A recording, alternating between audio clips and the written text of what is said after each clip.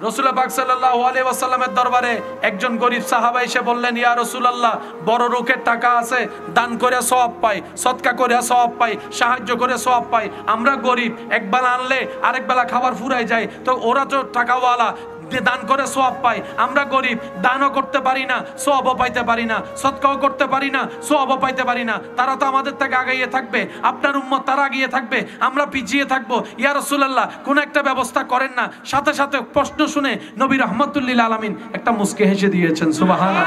মুস্কি হেসে বলে, উম্মত মন ছোট কইরো না, শুনো শুনো শুনো, কাছে আসো, শুনো। রাতের বেলা ঘুমানোর সময় 33 বার সুবহানাল্লাহ বলবা, 33 বার আলহামদুলিল্লাহ পড়বা, 34 বার আল্লাহু আকবার পড়বা। এই তিনটা জিকির যদি 33, 34 বার করো, কোটিপতি বড় রুকলা দান করে যত সওয়াব পাবে, তোমরা জিকির কাদিরদেরকে আল্লাহ সেই সওয়াব দান করে দেবে। কারো থেকে বড় করতে দেয় নাই। আমরা সবাই এক কাঁধের মানুষ, একটু বুঝবেন কথা, আমরা সবাই এক কাঁধের মানুষ। এক কাঁধের মানুষ মানে সাইজে হয়তো বড় ছোট, কিন্তু আমাদের সবার রাস্তা, সবার গন্তব্য যেতে হবে, একজনের কাছে যেতে হবে।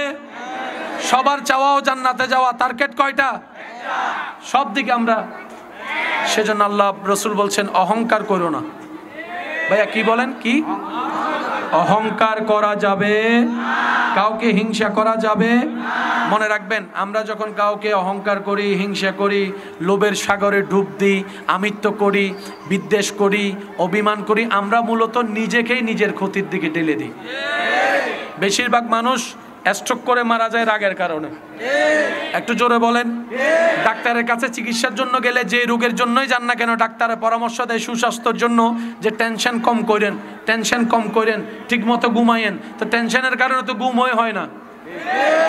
সমস্ত রোগের চিকিৎসা কোথাও নাই, এক জায়গায় আছে, সেটা হচ্ছে আল্লাহ পাকের হুকুমের উপর। বলেন সুবহানাল্লাহ। ইসলাম শুধু সওয়াবের ধর্ম নয়, ইসলাম হচ্ছে অশান্তিময় জীবন থেকে শান্তির জগতে আসার ধর্ম। ইসলাম হচ্ছে অমানুষ থেকে মানুষ বানানোর ধর্ম। বলেন সুবহানাল্লাহ। আমার কোনো ভাই যদি নেশার জগতে থাকে, ওই নেশা করে লাভ নাই, যেটাতে লস আছে। টাকার লস, শরীরের লস, মুখের, হার্টের, ফুসফুসির লস। এতগুলা লাভ কই হয়? 2 মিনিট নিজেরা প্রধানমন্ত্রী মনে হয়, 2 মিনিট নিজেরা এখন প্রধানমন্ত্রী মনে হইতে হইতে দেখে যে পিছনে লাঠির বাড়ি, চোখ খুলে দেখে পুলিশ, কিরে তুই নালাই ভরে রয়েছিস কেন? ইতে প্রধানমন্ত্রী হয়ে নালাই ভরে রয়েছে। আমি শুধু এতটুকু বলবো, আপনার নেশাটা মজা লাগে তো, নিয়েছেন, দেখেছেন ওই নেশাটা, যেটা এতদিন ছিলেন, ভাইয়ের কথাটা রেখে একবার এই নেশাটাতে আসেন। রাতে, গভীর রাতে জায়নামাজ বিছাই সিজদা দেওয়ার নেশা একবার পড়ে দেখেন। আবদার করে বলছি, 3 সপ্তাহ অন্তত আমার কথাটা একটু রেখে দেখেন। রাতের গভীরে সবাই ঘুমান, আপনি জায়নামাজটা বিছায়া, যদি নামাজ পড়তে নাও পারেন কিচ্ছু করার দরকার নাই, আপনি শুধু জায়নামাজটা বিছায়া কপালটা রবের দরবারে ঝুঁকাই দেন, মাথাটা রবের দরবারে ঝুঁকাই দেন, চোখটা বন্ধ করে রাখেন। আপনার এখানে যে নেশাটা আপনি অনুভব করবেন, সেদিন আপনার অন্তরে বলতে বাধ্য হবে, পৃথিবীর সমস্ত নেশা এক সময় কেটে যায়, ক্ষতি করে, ধ্বংস করে। এই প্রেমের নেশা জাহান্নাম থেকে মুক্তি দিয়ে জান্নাতের শান্তির পথে পৌঁছায়। নেশার দরকার সবার, বলে না, নেশার দরকার সবার। যেটা কেটে যায় এই নেশা করে, যে নেশায় আপনারা দাঁড়কর্য করায়, বলেন না, বলেন না, বলেন না। এখানে আমার অনেক ভাইয়েরা আছেন গেমের প্রতি এত আসক্ত, গেম ছাড়তে চাইলেও গেম তারা ছাড়ে না, আছে না? আমি চিনি না কাউকে, বলে যাচ্ছি, নেওয়ার চেষ্টা করবেন। আপনি চাইলে 21 দিনের ভিতর ছেড়ে দিতে পারবেন। 21 দিন। আমাকে একটা মোবাইল দেন। গেম এখানে, গেম এখানে পকেটে রাখছে, যতক্ষণ আপনার হাত না যাবে। এবার আপনি বলবেন যে দৈত্যান 3 মিনিট, তুই কেন করবি, করবো যা করবো, এরকম হাতে এরকম করবে, তুই যা করবি কর, 3 মিনিটের আগে আমি খুলবো না। কয় মিনিট? আমি আপনাকে বলি না 1 সপ্তাহ, আমি মাত্র যাচ্ছে 3 মিনিট, 3 মিনিট রাখবেন এরকম। তো 3 মিনিট তো এমনি 3 মিনিট যখন চলে যাবে তখন আপনার ইচ্ছে হলে আপনি হাত দিয়ে এটা আপনার ব্যাপার, কিন্তু আপনি তখন বলবেন না যে মানুষ আজকে 3 মিনিট না ধরে থাকতে পারছি, কালকে আমি 5 মিনিট করে দেখাবো, তারপরের দিন আমি 10 মিনিট, এক সপ্তাহ পরে দেখবেন যে এটা ফুলে রয়েছে আপনার। মানুষের ভিতরে আল্লাহ সমস্ত ক্ষমতা দিয়েছেন দুনিয়াতে টিকে থাকার, পাপ থেকে বেঁচে থাকার। কথা বলেন ঠিক কিনা? আমরা আবেগে ভরে হারিয়ে যাই। আমার ভাইরা, যুবকরা একটু বলেন, গেম থেকে চাইলে কি বাঁচার রাস্তা আছে? আমরা কি চাইলে ইনশাল্লাহ পারবো? গেমের শক্তি বেশি না মানুষের শক্তি বেশি? সিগারেটের শক্তি বেশি না মানুষের শক্তি বেশি? 3 মিনিট করে দেখেন না, 3 মিনিট। আপনি যদি 3 মিনিট পারেন, বিশ্বাস আছে? 3 মিনিট পারবেন, তাহলে 5 মিনিটও। বান্দা যখন চেষ্টা করে, বান্দার কাজ চেষ্টা করা, আল্লাহ তখন এক সময় তাকে সাহায্য করে কাজটা সহজ করে দেয়। বিদেশে এমন অনেক ভাইয়েরা আছে এক সময় পানি এনেও খাইতো না, কিন্তু এখন যাওয়ার পরে দেখবেন 10 তলা 20 তলা বিল্ডিং এর রোদের উপরে কাজ করে যাচ্ছে, ঘাম ঝরতেছে, বড় বড় বস্তাল গাইতেছে। তো বন্ধুও বলে, কিরে রান্না কে করে? কয় আমি। ঘর কে মুছে? কয় আমি। কাপড় কে ধুই? কয় আমি। কয় তুই সব তুমি, বাসায় তো কিছু করো নাই। কয় আল্লাহ তাআলা আমাকে এখানে আসার পর সহজ করে দিছে। প্রথমে মনে করছিলাম কেমনে কি করব, মা নাই বাপ নাই, কেমনে কি করব। 3-4 দিন থাকার পরে দেখি যে কেমন। আরে জন্মের পরে মক্তবে হুজুর আরবি শিখাইতে পারে নাই, এখানে এসে 6 মাসে আমি এখন আরবি পড়া শুরু করে দিছি। আওয়াজ দিয়ে বলেন, কাজ সহজ করে দেন কে? শুধু আমাদের মনে নবীর প্রেম রেখে একটা জিনিস রাখতে হবে, সেটা কি? যাই হওয়ার হোক, আমার আল্লাহ আছে। এই কথাটা সবাই বলেন তো, কি বলবো? আমার আল্লাহ। সবাই বলেন, আমার আল্লাহ, আমার আল্লাহ, আমার আল্লাহ, আমার আল্লাহ, আমার আল্লাহ, আমার আল্লাহ। বান্দা যখন বলে আমার আল্লাহ আছে, তখন আল্লাহ পাক বলে, জিবরাইল একটু খেয়াল রাখিস তো, আমার নাম ধরছে তো, সে তো বেজ্জুত হতে পারে না। আমার নাম যে ধরবে সে বেজ্জুত আমি তাকে করতে দিব না, একটু খেয়াল রাখিস। তখন আসে গায়েবী সাহায্য। আর একটু জোরে। মা বোনরা যখন আমাদের ঘরে মেহমান আসে, আমরা বলি যে মেহমান আসতেছে, ওনারা জিজ্ঞেস করে কতজন? 10 জন। রান্না করে কয়জনের? 12। 10 জন যদি মেহমান আসে, কয়জনের রান্না করবে? 12 জন, 15 জন, সবাই মিলে হয়তো 20 জন। কিন্তু আমাদের মধ্যে কিছু বেহাইয়া আছে, 5 জন হইয়ের 50 জন লই আনে নাই। ভাল লাগ এন্ড 50 জন আছে, বিয়ের দত বিনা বলা যায়, হাইয়ের চলি। মুসলমানি দত আছে নি, হত আমি ছেলে ফক্ক, তুই তো হত ছেলে হন্ডাইবে তো হাইটি দিবে না, তুই আবার হন্ডা আলি আছে না নাই? বিনা দাওয়াতে যাওয়া যাবে, বিনা দাওয়াতে খাওয়া যাবে। যদি আপনাকে যেতে বলে 5 জন, মনে রাখবেন আপনি যাবেন 3 জন। এটা সবসময় মাথা রাখবেন। বলবে 5 জন যেতে, যাবেন 3 জন। এটা সুন্নত, এটাই নিয়ম। কথা কি বুঝতে পেরেছেন? কারো উপর জবর দেওয়া যাবে, কারো উপর জবর দেওয়া যাবে। মা বোনের যখন রান্না করে, অনেক সময় দেখবেন খাবারে এমন বরকত হয়, 20 জনের রান্না 30 জনে খাবার পরও বলেন তখন সবাই বলে বরকত হয়েছে। বরকত কেমনে হয়? ওই আল্লাহর উপর তাওয়াক্কুল করার কারণেই আল্লাহ বরকতের ব্যবস্থা করে দিয়েছেন। আমরা মাথা ঠেকাবো দুনিয়ার কাছে না রবের কাছে? আওয়াজ দিয়ে বলেন, আমাদের রিজিকের মালিক আল্লাহ। হয় না? আরো জোরে বলেন, রিজিকের মালিক, হায়াতের মালিক, ইজ্জতের মালিক, সম্মান দেওয়ার মালিক, শান্তি দেওয়ার মালিক, প্রশান্তি দেওয়ার মালিক, জান্নাত দেওয়ার মালিক ওই আল্লাহ আছে না নাই? দেখে কি দেখে না? শুনে কি শুনে না? দিতে পারে কি পারে না? খাওয়াইতে পারে কি পারে না? আরে যে আল্লাহ আপনাকে আমাকে মায়ের পেটে খাওয়াইছে, সে আল্লাহ আপনাকে আজীবন খাওয়াইতে পারে না? সাগরের বড় বড় মাছ দেখবেন, তিমি মাছ, সবচাইতে বড় মাছের নাম কি? তিমি মাছের ভিতর অনেক জাত আছে, সবচাইতে বড় জাতের নাম হচ্ছে নীল তিমি। ভাইয়া বলেন কি তিমি? নীল তিমির যেটা আজকে বাচ্চা ডেলিভারি হয়েছে, নতুন বাচ্চা, তার মাথা এই জায়গায়, ফা ওই জায়গায়। সুবহানাল্লাহ করে যায় বলেন, আর একটু আস্তে করে বলেন। সাহেব বসানো দাঁড়ানো সবাই মিলে একবার বলেন তো সুবহানাল্লাহ। আর একটু মহব্বতের আওয়াজে। আমি প্রথমেই বলেছি অন্য দিনের মতো আজকে স্বাভাবিক হবে না, সুতরাং আপনাদেরকেও সেভাবে প্রস্তুতি নিতে হবে। কথা বলেন ঠিক কিনা? মাথা এই জায়গায়, পা ওই জায়গায়, তাহলে যার মাথা এখানে পা ওইখানে, ফ্যাট কত বড়? মোটামুটি আমরা সবাই তার ফ্যাটের মধ্যে সিবাসিবি করে। ওই তিমির এক বেলা খাওয়ার লাগে 1.5 টন থেকে 2 টন। আর একটু জোরে বলেন। 1 টন থেকে 2 টন, যেখানে আপনি আমি 2 প্লেট খাওয়ার পর আর নবাড়ির 2 টন খাওয়ার, 1.5 টন খাওয়ার, 1 টন খাওয়ার। এবার তিমি মশাইকে প্রশ্ন করলাম বাড়ি কই? কয় আন্ডার ওয়াটার। আর আপনারা জানেন মাছ যত বড় তত গভীরে। পুকুরে যত বড় মাছ তত কাতাল মাছ, তেলাপিয়া মাছ, তেলাপিয়া মাছ, চিংড়ি মাছ, কাতাল মাছ, বোয়াল মাছ, মাছ যত বড়, যত মাছ বড় তত কোথায়?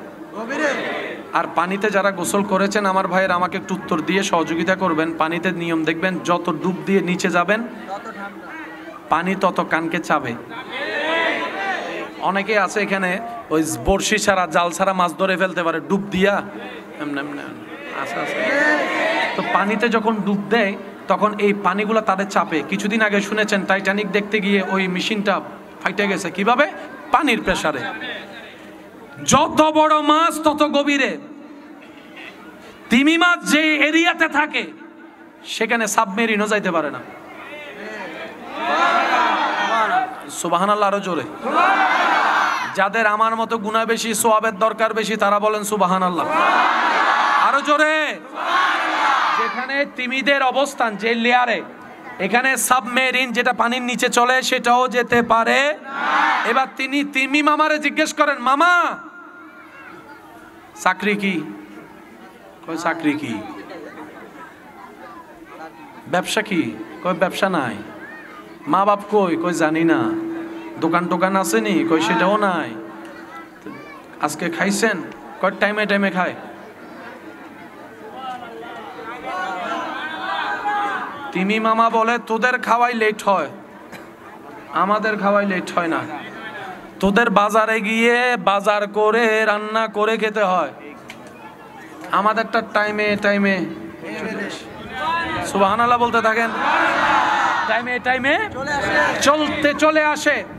তিমি মামা আমাদের একবেলা খাবার অবর্জন করতে যা পরিশ্রম করতে হয়, কত জনের তেল মারতে হয়, কত জনের ফার্ম মারতে হয়, কত জায়গায় দৌড়াতে হয়। তোমার কিচ্ছু নাই, না বাবা আছে, না মা আছে, না চাকরি আছে, না ব্যবসা আছে, না এইটা আছে, না সেইটা আছে। ডেলি ডেলি খাবার খাও, তাও আবার টনে টনে। ব্যাপার কি? তখন তিনি উত্তর দেয়, আমার তাওয়াক্কুলটা সেই রবের উপরে যিনি হ বললে সব হয়ে যায়, সব হয়ে যায়। আরো জোরে বলেন মারহাবা। একটা সন্তান দুনিয়াতে আনতে একজন মায়ের কেমন লাগে সেটা শুধু মারা জানে। কোন পুরুষ জাতি সেই কষ্ট কল্পনা করেও পৌঁছাতে পারবে। একজন সন্তান, আমি আসার সময় আমার মায়ের পাশে 4 জন 5 জন লেগেছে, আপনি আসার সময় আপনার পাশে মায়ের পাশে 4-5 জন লেগেছে। ছোট্ট একটা বাচ্চা ডেলিভারি হতে। আমি যখন দুনিয়াতে, আপনারা যখন আমরা দুনিয়াতে আসছি কয় হাত ছিলাম?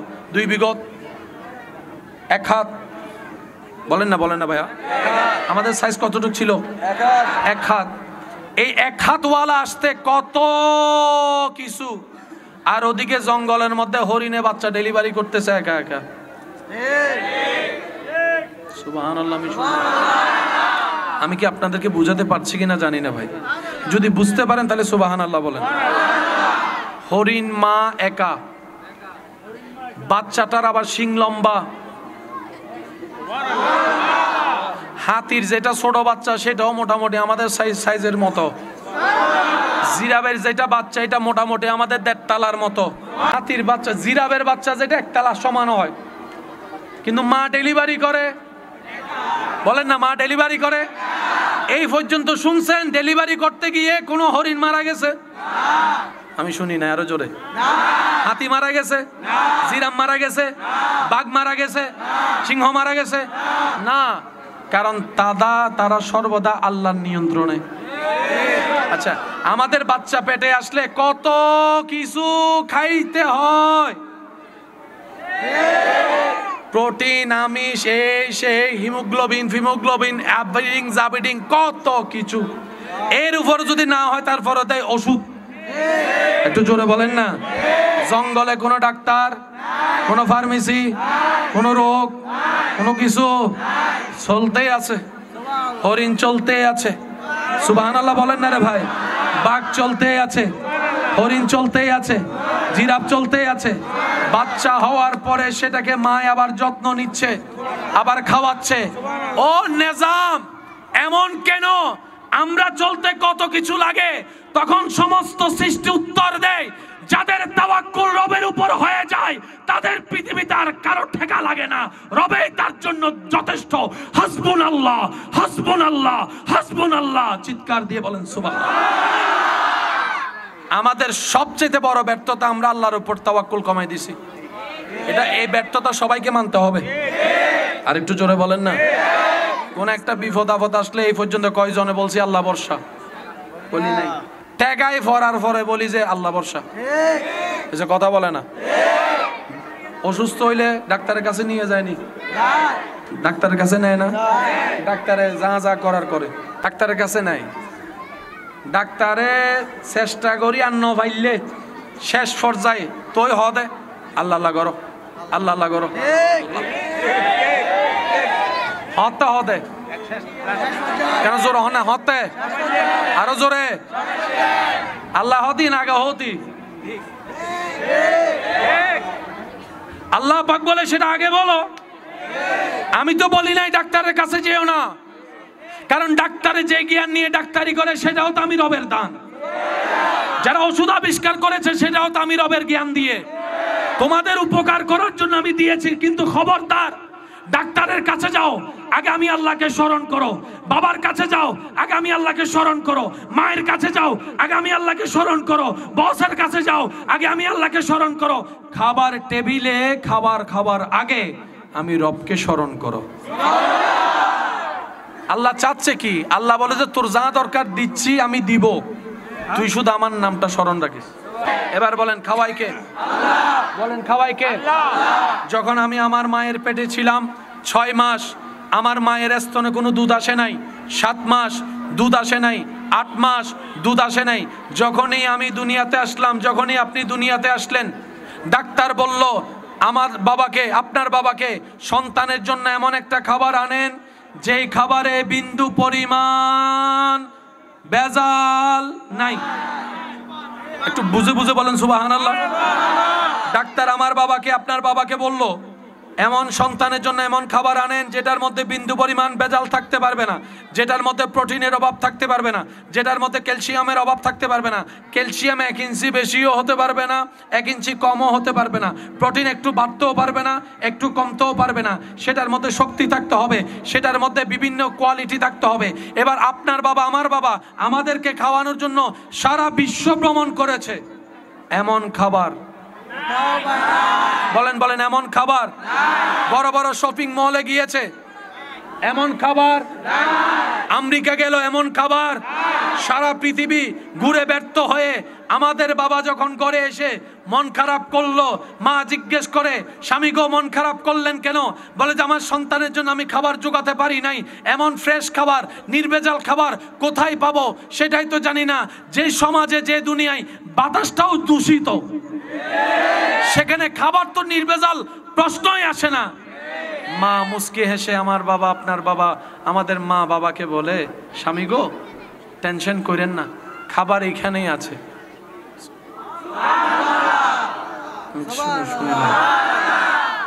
আমি সারা দুনিয়া ঘুরলাম, খাবার পাই নাই। খাবার হসপিটালে, খাবার ঘরের মধ্যে। মানে কি?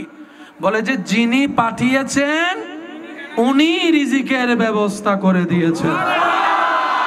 আচ্ছা সত্যি করে একটা কথা বলেন, ছোট বাচ্চা, 1 দিনের বাচ্চা, শিকার মতো কোনো জ্ঞান, বুঝার মতো কোনো জ্ঞান তার আছে? সে প্রস্রাব চিনে, পায়খানা চিনে, আগুন চিনে, কি করতে হয়, কোনটাকে কিভাবে মেনটেন করতে হয় জানে? কিন্তু বাচ্চাটাকে যখন মায়ের বুকের মধ্যে বোটাটা মুখে দিল, ছোঁচা শুরু করে দিছে। আমি শুনি নাই, আশেকের আওয়াজ আরো জোরে লাগবে। আমি আমার মায়ের স্তন মুখে নেওয়ার সাথে সাথে অটোমেটিক, বয়স মাত্র 3 ঘন্টা, ডাইন বাম কিচ্ছু জানি না, কিন্তু চুষলে যে খাবার আসবে, জানালো কে? রব বলে যে আমি খাবার দিলাম, আমি শিখাই দিলাম, আমি জানাই দিলাম বান্দারে তোর রিজিকের দায়িত্ব আমার আমার।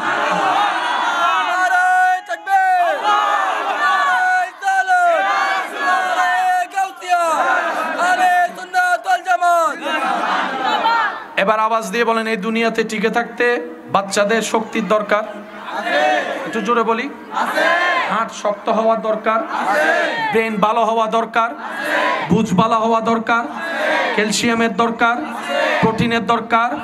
একটা মানুষের ছোট বাচ্চার শরীরে যত প্রকার যা আছে সবকিছু এক জায়গায় যেখানে পাওয়া যায় সেটাই হচ্ছে মায়ের বুকের দুধ।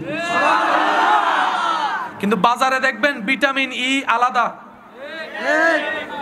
ভিটামিন সি আলাদা, একটু জোরে বলেন না, ভিটামিন ডি, সব ভিটামিন এক জায়গায় মায়ের বুকে, সব ধরনের প্রোটিন এক জায়গায় মায়ের বুকে, সব ধরনের ক্যালসিয়াম এক জায়গায় মায়ের বুকে। রব বলে আমি বানাইছি, আমি জানি তো তার দেহের কোন কোন জায়গায় কি কি দরকার, আমি সেই পরিমাণ সবকিছু দিয়ে মায়ের বুকের দুধ বানিয়ে দিয়েছি। আগের যুগে কষ্ট নিলেন না, আমি একটা প্রশ্ন করে আপনার উত্তর দিয়ে, দেশি কুড়ো মজা নাকি ফার্মার কুড়ো? হ্যাঁ, শক্ত হুন্ন, মজবুত হুন্ন, হনকুরার জুল মজা, হনগুরার গুস্ত মজা, হনগুরার আড্ডি শক্ত, ফার মরিবে দরিবের আগে ইতে এনে জরাইবার আগে জুড়ে হয় না, অনাবাজে হয় না।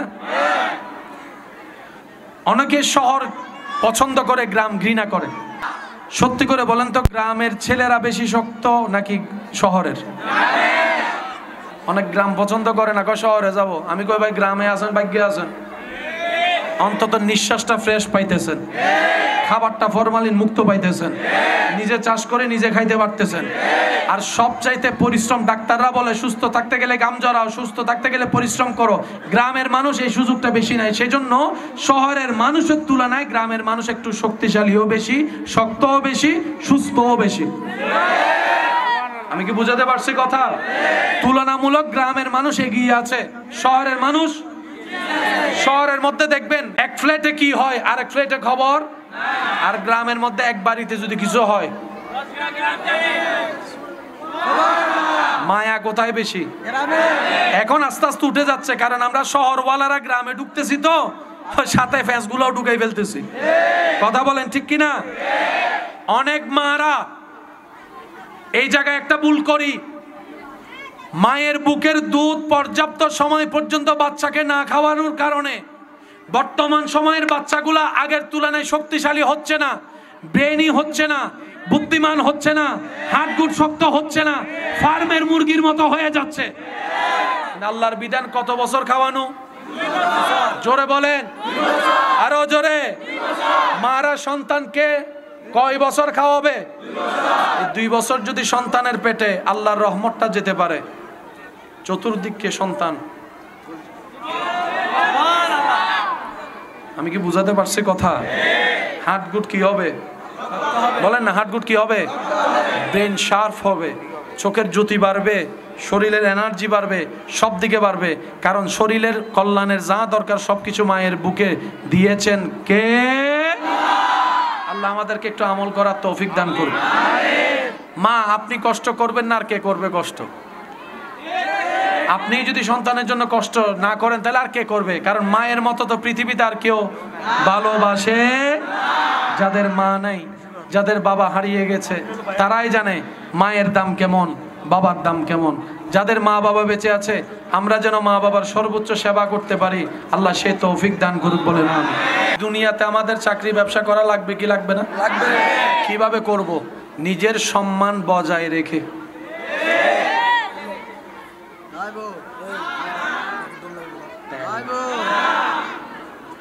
দরকার নাই, শুধু কয়েকটা কাজ করবেন। 1 নাম্বার, রবের দরবারে টাইমে টাইমে সিজদা দেওয়াটা ঠিক রাখবেন। ঠিক বললেন না? সুবহানাল্লাহ বলেন। রবের দরবারে টাইমে টাইমে সিজদা। কয় টাইম? কয় টাইম? এবার বলেন 24 ঘন্টা ডেলি কয় ঘন্টা? 5 টাইমে যদি হাজিরা দিতে যাই বেশি থেকে বেশি কয় ঘন্টা লাগবে?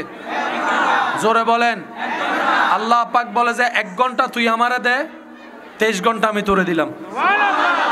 তুই 1 ঘন্টা আমারে স্মরণ কর, আমি 23 ঘন্টা তোরে স্মরণ রাখবো। তুই 1 ঘন্টা আমারে ডাক, 23 ঘন্টা আমি তোরে ডাকবো। তুই 1 ঘন্টা আমার কাছে রিজিক চা, 23 ঘন্টা আমি তোরে রিজিক দিতে থাকবো। তুই 1 ঘন্টা আমারে খুশি কর, আমি আল্লাহ তোরে দুনিয়াতেও খুশি করব, হাসরেও খুশি করব, কবরেও শান্তি দিব। সুবহানাল্লাহ। কয় ঘন্টা? জোরে বলেন কয় ঘন্টা? আমি শুনি না, আরো জোরে বলেন কয় ঘন্টা? 24 ঘন্টার মধ্যে 1 ঘন্টা কি অনেক বেশি? হাফ তো বলে নাই, 12 ঘন্টাও তো বলে নাই, 1 ঘন্টা। এবার দেখেন আল্লাহ তাআলার এই দুনিয়া কার? আমরা কার? রহমত দরকার আমাদের, ঠেকা কার? ঠেকা কার? অপরাধী কারা? অভাবী কারা? জিনিস দরকার কার? নিয়ামত দরকার কার? দিবেন কে? সে আল্লাহ বলতেছেন 23 ঘন্টা তোরে দিছে, 1 ঘন্টা আমারে দে। হওয়া দরকার ছিল 23 ঘন্টা আমারে যদি দেস তাহলে আমি তোর 1 ঘন্টা খাওয়াবো। আল্লাহ সেটা বলে নাই। আওয়াজ দিয়ে বলেন তো, আমার আল্লাহ চেয়েছে কয় ঘন্টা? 1 ঘন্টা। আওয়াজ দেন কয় ঘন্টা? এবার আসেন, আপনি সারাদিন পরিশ্রম করার জন্য, শরীরের এনার্জির জন্য ঘুমের দরকার আছে না নাই? এবার আমরা সবাই ঘুমাই কয় ঘন্টা? 6 ঘন্টা, 7 ঘন্টা, 8 ঘন্টা আছে না? এখানে আছে না? 6, 7 ঘন্টা, 8 ঘন্টা তো ঘুমাই। আল্লাহ পাক বলে যে এটাও তোরে দিলাম। ওই সকাল 9টা থেকে 5টা ডিউটি, যা তোরে দিলাম, যা। আল্লাহ আমার ঘরে বউ আছে তো, বউয়ের একটা টাইমের দরকার আছে, আল্লাহ কয় যা, সেটাও তোরে দিলাম। আল্লাহ আমার কিছু বন্ধু বান্ধব আছে, ছোটবেলার বন্ধু, দেখা না করলে অহংকারী মনে করবে, আল্লাহ পাক বলে যে যা, সেটাও সময় তোরে দিলাম। তবে গুনাহ করিস না, এমনি কথা বল, মানুষের গীবত করিস না, নেশা করিস না, সেটাও তোরে দিলাম। আল্লাহ আমার কিছু পার্সোনাল সময় দরকার, রব বলে যা, সেটাও তোরে দিলাম। আল্লাহ আমার বাথরুমে যেতে হবে, রব বলে যা, সময়টা তোরে দিলাম। আল্লাহ আমার কিছু খাইতে হবে, খাইতে, আল্লাহ কয় যা, এটাও দিলাম। 23 ঘন্টা তোর, 1 ঘন্টা আমার। আমরা এত অবাগা, আমরা এত ব্যর্থ, আমরা এত গাদা, আমরা এত অনুপযুক্ত, আমরা এত ব্যর্থ, ওই রহমানকে 1 ঘন্টা দিতেও আমাদের সময় পাই না। কথা বলেন ঠিক কিনা? 1 ঘন্টা কিসের জন্য? এবার নামাজের টাইমটা আমরা ভুলে যাব, সেটা আল্লাহ আগে থেকেই জানে। টাইম কয়টায় নামাজ সেটা আমরা জানবো না, সেটা আল্লাহ আগে থেকেই জানে। আমরা যেন নিজেরাই মিস না করি, আল্লাহ মুয়াজ্জিনকে আজানের ব্যবস্থা করে দিয়েছেন। এবার মুয়াজ্জিন বলে, আল্লাহ আমি ডাকলে সে তো আসবে না, আমার ডাকে সে আসবে না। রব বলে যে আমি সেটা জানি, তোর ডাকে আসবে না, তুই একটা কাজ কর, তুই তোর জবান দিয়ে আমি আল্লাহর নামটা আগে শুনাই দে, আল্লাহু আকবার, আল্লাহু আকবার, আল্লাহু আকবার, আল্লাহু আকবার। আমার বান্দা যেন বুঝতে পারে ওই রবের দরবার থেকে ডাক এসেছে, যেখান থেকে সে এসেছে একদিন যেখানেই ফিরে যেতে হবে। এরপরও আমাদের পা নামাজের দিকে যায় না। বলেন আমরা কি আসলে চালাক না গাদা? এবার দেখেন, আমি প্রশ্ন করব, আপনারা শুধু বুঝে বুঝে উত্তর দিবেন। আমাদের মোবাইল চালানোর টাইম আছে, একটু জোরে আছে।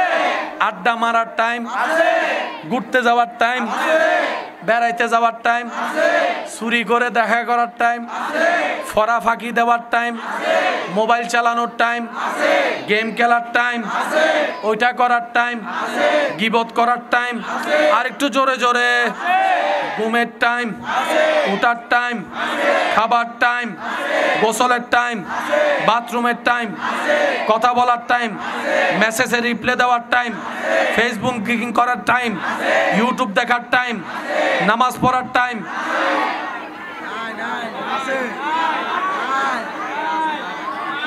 আছে? নাই নাই। যদি কয় নামাজ পড়তে, কয় আমার ইচ্ছা ছিল কিন্তু ফ্যানটা নষ্ট, আমার ইচ্ছা ছিল ফ্যানটা। তো যে ফ্যান আপনারে নষ্ট করে সেই ফ্যান ফললেন কেন? কয় না এটা একটু সিবা, তো সিবা ফললেন কেন? আপনি আর কেন বসে করতে হবে প্রস্রাব? আপনি তো জানেন, তো যেটা দিয়ে বসাই যায় না, ওরা দিয়েছে বলে আপনি নিয়েছেন কেন? মুসলমান ডোলা প্যান্ট পরবেন, যাতে আপনি বসতে পারেন। একটু জোরে কর না রে ভাই, আরো জোরে, আরো জোরে। আজকে বুঝছি অনেকে আমার সাথে রাগ করব। আমি কারো পক্ষে বিপক্ষে বলছি না, আমি আমার বিপক্ষে বলছি, আমার নফসের বিপক্ষে আমি বলছি। আপনিও শুনবেন আপনার নফসের বিপক্ষে। রাজি আছি না নাই? আরো জোরে বলেন, আছি না নাই? সব কিছুর টাইম আছে। আল্লাহর দরবারে হাজিরা দেওয়ার টাইম, জিকির করার টাইম, তওবা করার টাইম, দরুদ পড়ার টাইম। এইরকম যদি চলতে থাকে, হাসরে যাওয়ার পরে আল্লাহ বলবে যে আমার টাইম। আর আল্লাহ যদি একবার বলে আমার টাইম নাই, আমি কি বুঝাইতে পারছি কথা? এবার সত্যি করে বলেন, আল্লাহর প্রিয় বান্দা হওয়ার কোনো যোগ্যতা কি আসলে আমাদের ভিতর আছে? আমরা যতটুক ভালো ততটুক ভালো নয়। বলেন, আমরা অন্যের কাছে তো ভালো না, নিজের কাছেও নিজেরাও ভালো না। কথা বলেন ঠিক কিনা? তো সেজন্য আমি অনুরোধ করব, যতটুক পারি আল্লাহর পথে চলার চেষ্টা করার দরকার। আপনি আমি চাকরি ব্যবসার কারণে যে সব সময় মসজিদে এসে নামাজ পড়তে জানবো না, পারবো না, আল্লাহ সেটা আগে থেকেই জানেন। তাই নবীর মাধ্যমে আমাদেরকেও সহজ করে দিয়েছেন, বান্দা যেখানেই পারো। এটা কি মসজিদ? বলেন, এটা কি মসজিদ? এখন যদি এখানে নামাজ হয়, আল্লাহ দিলে সবাই দাঁড়া যেতে পারবেন। পারবেন? পারবেন? মসজিদের মধ্যে অনেক সময় জায়গা না হলে রাস্তায় চলে আসে। এ পর্যন্ত কেউ বলছে যে এখানে নামাজ পড়া যাবে না? মনে রাখবেন, আগের যুগের নবীর ভাইয়া ভাইয়া প্লিজ প্লিজ ভাইয়া ভাইয়া, আজকের পরিবেশটা এমনি অন্যরকম। এর ভিতর আমি আমার জায়গা থেকে দেখছেন আপনারা চেষ্টা করে যাচ্ছি। আমার চেষ্টার মধ্যে তো আমি করছি না, আপনারা একটু আমাকে সহযোগিতা করবেন। আল্লাহ কবুল করুক, আমিন। আগের যুগের নবী রাসূলের উম্মতের ইবাদত ছিল নির্দিষ্ট জায়গার বাইরে যাওয়া যেত না। পাহাড় হইলে পাহাড়ে সবাই যাও, পাহাড়ে। গড়ে হলে গড়ে সবাই গড়ে। এই এরিয়ার বাইরে যাওয়া যাবে? নবী একদিন আল্লাহকে বলে, আল্লাহ আমার উম্মত তো বেশি, চাকরিও থাকবে, ব্যবসাও থাকবে, দোকান বন্ধ করে মসজিদে গিয়ে যেতে পারবে না তো, আল্লাহ একটু সহজ করে দেন না। আল্লাহ পাক বলে, হাবিব আপনাকে আমি যেদিন দুনিয়াতে পাঠিয়েছি সেদিন থেকে সমস্ত পবিত্র জায়গাকে আমি আল্লাহ মসজিদ বানিয়ে দিয়েছি। মসজিদ আজকে আপনি যেখানে মন চায় সেখানে নামাজ পড়তে পারবেন।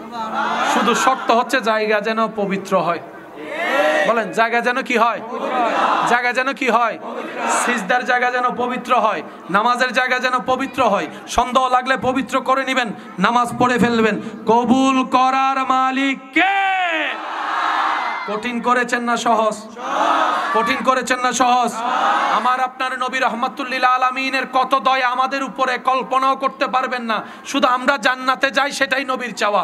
সেজন্যই নবী কেঁদেছেন, কেঁদেছেন, কেঁদেছেন, কাঁদছেন, কাঁদবেন। হাসরের ময়দানও রব্বি হাবলি উম্মতি বলে আপনাদের আমাদের জন্য কান্না করবেন। এবার আমি প্রশ্ন করব, আপনারা উত্তর দিবেন। জান্নাতে যাওয়ার জন্য সওয়াবের দরকার আছে না নাই? সওয়াব কামানোর জন্য হজ করার দরকার আছে না নাই? হজ করার জন্য টাকার দরকার আছে না নাই? তাহলে টাকা না থাকলে হজে যাওয়া যাবে? বলেন না, হজে যাওয়া যাবে? হজ না করলে সওয়াব পাওয়া যাবে, তওয়াফের সওয়াব পাওয়া যাবে, সাফা মারওয়া সাইর সওয়াব পাওয়া যাবে, আরাফা মিনা মুজদালিফার সওয়াব পাওয়া যাবে। তো নবী বলে, আল্লাহ আমার উম্মতের সবার তো সামর্থ্য থাকবে না। তো বড় লোকে তো টাকা দিয়ে হজ করে সওয়াব কামাই ফেলবে, আমার গরিব উম্মতের সওয়াব কই? আল্লাহ আপনি চাইলে তো সব পারেন, আপনি চাইলে সব বিধান দিতে পারেন, একটু সহজ করে দেন না। আল্লাহ পাক বলে, আপনার গরিব উম্মতকে বললেন, আপনার উম্মতদেরকে বললেন, ব্যস্ত সময় থেকে সময় বের করে আদব, ভালোবাসা, মোহাব্বত নিয়ে নিজ নিজ মা বাবার চেহারার দিকে যেন একবার তাকাই, এক সেকেন্ডও যদি তাকাই, কবুল হয়েছে এমন হজের সওয়াব আমি আল্লাহ ডান কাঁধের ফেরেশতা দিয়ে লেখাই দেব। 7 লাখ টাকা বাঁচাই দিই। হলাক হলাক ওয়া ওয়া মন্ত্রী, ও মন্ত্রী না, টাকাটা বেশি। একবার বলি মারহাবা। কঠিন করেছেন না সহজ? কিন্তু আল্লাহর কাছে ফরিয়াদ, আল্লাহ যেন আমাদেরকে জীবনে একবার হলো সচক্ষে কাবা, সচক্ষে মদিনা দেখার তৌফিক দান করেন। আমরাও যেন কোনো একদিন পড়তে পারি কাবা শরীফের তাওয়াফ করতে করতে, লাব্বাইক আল্লাহুম্মা লাব্বাইক লব্বাইক লা শারীকা লাক লব্বাইক ইন্নাল হামদা ওয়ান নি'মাতা লাক ওয়াল মুলক লা মাশাআল্লাহ মাশাআল্লাহ সবাই লব্বাইক আল্লাহুম্মা লব্বাইক লব্বাইক লা শারীকা লাক লব্বাইক ইন্নাল হামদা ওয়ান নি'মাতা লাক ওয়াল মুলক লা শেষবারের মতো সবাই লব্বাইক আল্লাহুম্মা লব্বাইক লব্বাইক লা শারীকা লাক লব্বাইক ইন্নাল হামদা ওয়ান নি'মাতা লাক ওয়াল মুলক লা উচ্চ আওয়াজে একবার বলেন মারহাবা। কঠিন না সহজ? জোরে বলেন কঠিন না সহজ? রাসূল পাক সাল্লাল্লাহু আলাইহি ওয়াসাল্লামের দরবারে একজন গরীব সাহাবা এসে বললেন, ইয়া রাসূলুল্লাহ, বড় রোগের টাকা আছে, দান করে সওয়াব পাই, সদকা করে সওয়াব পাই, সাহায্য করে সওয়াব পাই। আমরা গরীব, এক বেলা আনলে আরেক বেলা খাবার ফুরাই যায়, তো ওরা তো টাকাওয়ালা, দান করে সওয়াব পাই। আমরা গরীব, দানও করতে পারি না, সওয়াবও পাইতে পারি না, সদকাও করতে পারি না, সওয়াবও পাইতে পারি না। তারা তো আমাদের থেকে আগাইয়ে থাকবে, আপনার উম্মত তারা আগিয়ে থাকবে, আমরা পিছিয়ে থাকবো। ইয়া রাসূলুল্লাহ, কোন একটা ব্যবস্থা করেন না। সাথে সাথে প্রশ্ন শুনে নবী রাহমাতুল লিল আলামিন একটা মুস্কি হেসে দিয়েছেন, সুবহানাল্লাহ। মুস্কি হেসে বলে, উম্মত মন ছোট কইরো না, শুনো শুনো শুনো, কাছে আসো, শুনো। রাতের বেলা ঘুমানোর সময় 33 বার সুবহানাল্লাহ বলবা, 33 বার আলহামদুলিল্লাহ পড়বা, 34 বার আল্লাহু আকবার পড়বা। এই তিনটা জিকির যদি 33, 34 বার করো, কোটিপতি বড় রুকলা দান করে যত সওয়াব পাবে, তোমরা জিকির কাদিরদেরকে আল্লাহ সেই সওয়াব দান করে দেবে। কারো থেকে বড় করতে দেয় নাই। আমরা সবাই এক কাঁধের মানুষ, একটু বুঝবেন কথা। আমরা সবাই এক কাঁধের মানুষ। এক কাঁধের মানুষ মানে সাইজে হয়তো বড় ছোট, কিন্তু আমাদের সবার রাস্তা, সবার গন্তব্য যেতে হবে, একজনের কাছে যেতে হবে। সবার চাওয়াও জান্নাতে যাওয়া। টার্গেট কয়টা? সব দিকে আমরা। সেজন্য আল্লাহ রাসূল বলছেন, অহংকার করো না। ভাইয়া কি বলেন? কি অহংকার করা যাবে? কাউকে হিংসা করা যাবে? মনে রাখবেন, আমরা যখন কাউকে অহংকার করি, হিংসা করি, লোভের সাগরে ডুব দিই, আমিত্ব করি, বিদ্বেষ করি, অভিমান করি, আমরা মূলত নিজেকেই নিজের ক্ষতির দিকে ঠেলে দিই। বেশিরভাগ মানুষ স্ট্রোক করে মারা যায় রাগের কারণে। একটু জোরে বলেন। ডাক্তারের কাছে চিকিৎসার জন্য গেলে যে রোগের জন্যই যান না কেন, ডাক্তারের পরামর্শ দেয় সুস্বাস্থ্যের জন্য, যে টেনশন কম করেন, টেনশন কম করেন, ঠিক মতো ঘুমায়েন। তো টেনশনের কারণে তো ঘুম হয় না। সমস্ত রোগের চিকিৎসা কোথাও নাই, এক জায়গায় আছে, সেটা হচ্ছে আল্লাহ পাকের হুকুমের উপর। বলেন সুবহানাল্লাহ। ইসলাম শুধু সওয়াবের ধর্ম নয়, ইসলাম হচ্ছে অশান্তিময় জীবন থেকে শান্তির জগতে আসার ধর্ম। ইসলাম হচ্ছে অমানুষ থেকে মানুষ বানানোর ধর্ম। বলেন সুবহানাল্লাহ। একটা হচ্ছে দেহের শক্তি, আর একটা হচ্ছে মনের শক্তি। যেমন যতই বড় রোগ হোক না কেন, আপনি যদি মনের দিকে শক্ত থাকেন, আপনাদের এলাকায় অনেকে আছে এরকম, রোগ হলে ডাক্তার রোগীকে রোগ জানতে কেন? যার রোগ সে জানার অধিকার না, বলে না কেন? অতই তো উনিলে মরিবার আগে মরি যাবে, মরার আগে। সেজন্য আত্মীয়কে শুনাই, রোগীকে শুনাই না। সে তাকে বলা হয়, তুমি তো সুস্থ আছো, এরকম রোগ সবারই হয়, গতকালকে অপারেশন করে একজন ভালো হয়ে গেছে। এগুলো কোনো ব্যাপার না। এগুলো যখন শুনে মনের শক্তি বাড়ে, সাহস বাড়ে। যখন মনের শক্তি বাড়ে, রোগ প্রতিরোধ ক্ষমতা অটোমেটিক বাড়তে থাকে। রোগ প্রতিরোধ ক্ষমতা, সুবহানাল্লাহ বলেন না, রোগ প্রতিরোধ ক্ষমতা অটোমেটিক বাড়তে পারে। করোনাকালীন সময়ে যখন সবাই মারা যাচ্ছে, তখন ডিজিটাল ভ্যাকসিন, এই ভ্যাকসিনটা করোনা রোগের ওষুধ নয়, রোগ প্রতিরোধ ক্ষমতার সাপোর্টার। এখনো ওষুধ আবিষ্কার, জোরে বলেন, এখনো ওষুধ আবিষ্কার। ডায়রিয়ার ওষুধ আবিষ্কার হয়েছে, জ্বরের ওষুধ আবিষ্কার হয়েছে, করোনার এখনো পরিপূর্ণ ওষুধ আবিষ্কার। যেটা দেওয়া হয়েছে সেটা রোগ প্রতিরোধের ইমিউনিটি বাড়ানো। অর্থাৎ আপনার উপর করোনা হামলা করছে 100 মাইল বেগে, আপনার মধ্যে যদি 200 দেওয়াল থাকে, এটা যেটা ওষুধ দিয়ে আমরা আনতেছি, এটা সবার শরীরে আল্লাহ প্রদত্ত দেওয়া আছে। কিন্তু এটা আমাদের নষ্ট হয়ে যাচ্ছে কেন?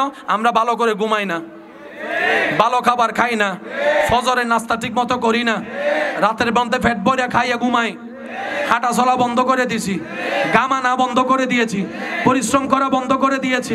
আরো জোরে বলেন না রে ভাই, হাঁটাহাঁটি বন্ধ করে দিয়েছি। যখন অসুস্থ হয় তখন ডাক্তারে বলে হাঁট হাঁট হাঁট। জয়নও টিকতে আইব, গামও আইব, এন ভাবে হাইটবা যেন গাম আসে। তো আর দাদা হতে মাইলে ফিরে রেসি কিন্নি দি গাম নয় বেল্লাই এসি কিন্নি দি কিনলে ডাক্তার হতে এসি তুমি বাইরো আর এন্ডো দেবেন ফজর ফজর আড়ে দাদা বুড়ো বয়সে থাকতে লাগবে দে ডাক্তার হই দে। তো নবী হই দিয়ে না তো করা শুরু করলে তুই যেতে গুই আরো জোর হ না আর ভাই হতো না জিমও জান না টাইট ফিট গেঞ্জি ফিনে আড়াই ওই 7 মাস 2 বছর পরিশ্রম করছি দিন এখানে দেখাম পরিবত